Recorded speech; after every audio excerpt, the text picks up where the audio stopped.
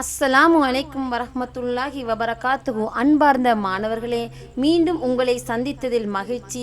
புகழனைத்தும் அல்லாஹுவுக்கே, அல்ஹம்துலில்லாஹ். சரி மாணவர்களே, இன்று நாம் கற்கப் போகின்ற விடயம் வஹியின் பிரிவுகள். இதற்கு முன் நான் பதிவிட்ட பதிவுகளில் வஹி என்றால் என்ன, மொழி ரீதியான கருத்துக்கள், ஷரியா ரீதியான விளக்கம் என்பன தொடர்பாகவும் வஹி அருளப்பட்ட முறைகள் தொடர்பாகவும் நான் பதிவிட்டுள்ளேன்.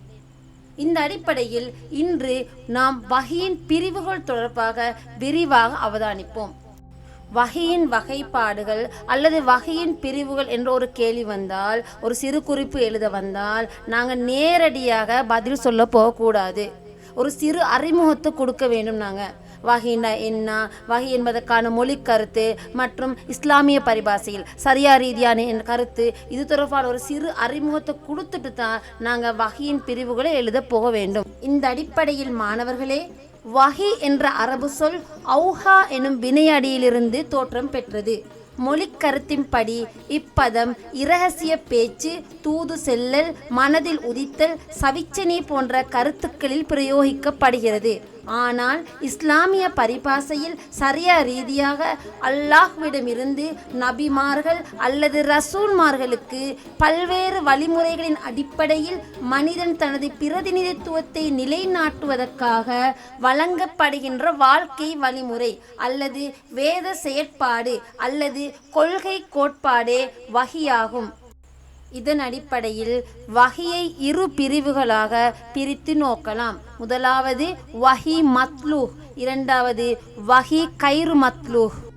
இவற்றுள் மிக முக்கியமானது வஹி மத்லூஹ், அதாவது ஓதி காண்பிக்கப்பட்ட வஹி.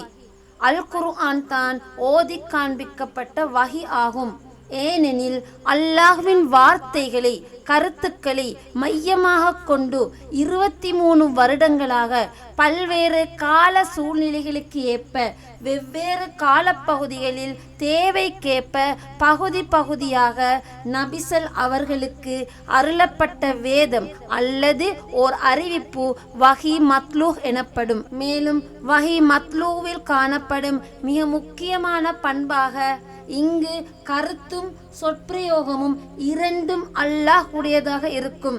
எனவே தான் இதனை கலாமுல்லாஹ், அல்லாஹ் உடைய பேச்சு என குறிப்பிடப்படுகின்றது.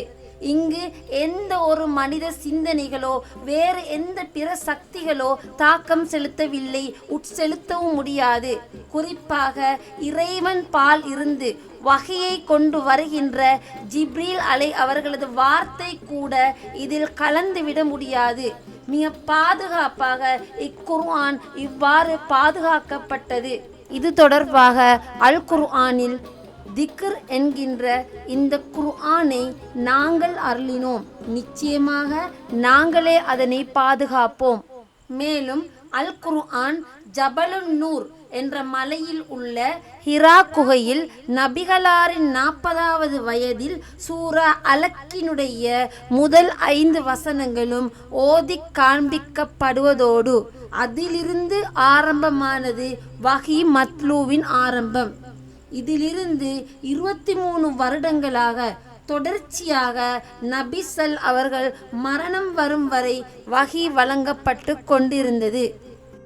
அடுத்து வஹியின் வகைகளில் இரண்டாவது வகை வஹி கைரு மத்லூஹ் ஆகும்.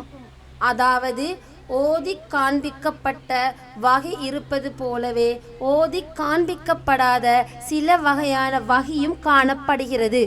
இந்த அடிப்படையில் ஹதீஸ், சுன்னா என 2 வகையாக பிரித்து நோக்கலாம். அவர் தம் மனோ இச்சைப்படி எதனையும் பேச மாட்டார்.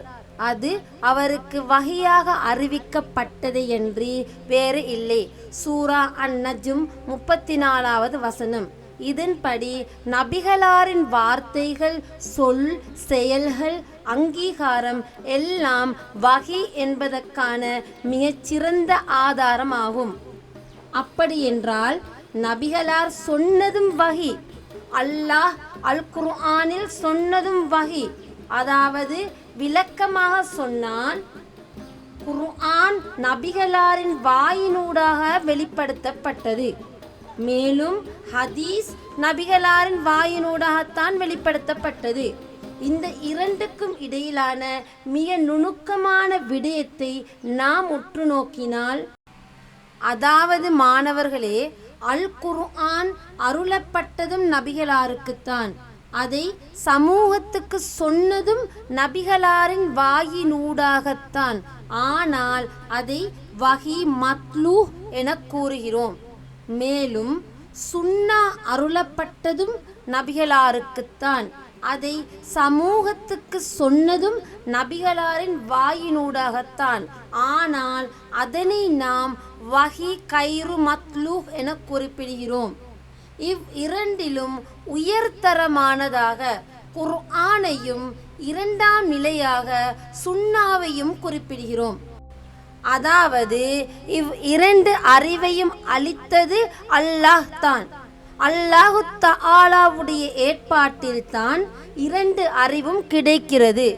இவ்விரண்டுக்கும் இடையிலான பிரதான வேறுபாட்டை நோக்குவோமானால், வஹி மத்லூவில் வார்த்தை பிரயோகம் அல்லாஹ்வுடையது, கருத்துக்களும் அல்லாஹ்வுடையது. வஹி கைரு மத்லூவில் வார்த்தை பிரயோகம் நபிகளாருடையது, ஆனால் சொல்கின்ற கருத்து அல்லாஹ்வுடையது. வஹி மத்லூவில் அல்லாஹ்வுடைய கருத்தை அல்லாஹ் சொன்ன வார்த்தையில் மாத்திரம்தான் குறிப்பிட முடியும். ஒரு ஹர்ஃபோ அல்லது ஓர் எழுத்து கூட மாற்ற முடியாது. ஆனால் வஹி கைரு மத்லூவில் அல்லாஹ் சில கருத்துக்களை முன்வைப்பான், இதுதான் விடயம் என்று அறிவிப்பான். அவற்றை வேண்டிய சொற்பிரயோகத்தில் விளக்கலாம். வஹி மத்லூவில் அல் குர்ஆனுக்கு அல்லாஹ் உத்தரவாதம் அளித்திருக்கின்றான். சுமார் 1400 வருடங்கள் கழிந்துவிட்டது அல் குர்ஆன் அருளப்பட்டு.